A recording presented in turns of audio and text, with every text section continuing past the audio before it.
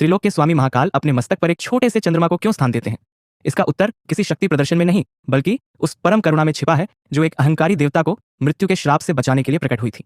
ये कथा है प्रजापति दक्ष के दामाद चंद्रदेव की। चंद्रमा का विवाह दक्ष की 27 पुत्रियों से हुआ था, जो आकाश के 27 नक्षत्र हैं। पर चंद्रदेव अपनी पत्नी रोहिणी पर इतने मोहित थे कि उन्होंने अपनी बाकी 26 पत्नियों की घोर उपेक्षा की। यह केवल एक पारिवारिक अन्याय नहीं था, यह सृष्टि के संतुलन का अपमान था। जब दुखी होकर बाकी पुत्रियों ने अपने पिता दक्ष से शिकायत की तो प्रजापति का क्रोध भड़क उठा। दक्ष ने कोई चेतावनी नहीं दी, कोई अवसर नहीं दिया। उन्होंने अपनी पूरी शक्ति से चंद्रमा को श्राप दिया।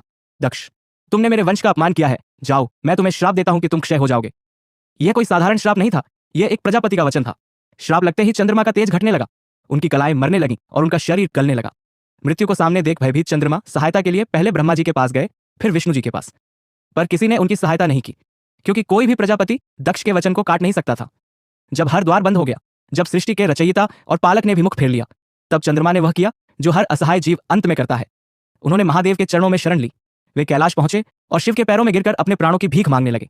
महादेव ने श्राप को देखा, चंद्रमा के पश्चाताप को देखा और सृष्टि के संतुलन को देखा। वे जानते थे कि श्राप को पूरी तरह समाप्त करना धर्म के विरुद्ध होगा, पर अपने शरणागत को मरने देना भी उनकी प्रकृति के विरुद्ध था। तब उन्होंने एक ऐसा मार्ग निकाला जो केवल महादेव ही निकाल सकते थे। उन्होंने चंद्रमा को उठाया और अपने शीश पर अपनी जटाओं में धारण कर लिया।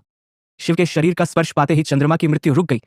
महादेव ने श्राप का मान रखते हुए उसे संशोधित कर दिया और कहा, महादेव, दक्ष का वचन व्यर्थ नहीं जाएगा।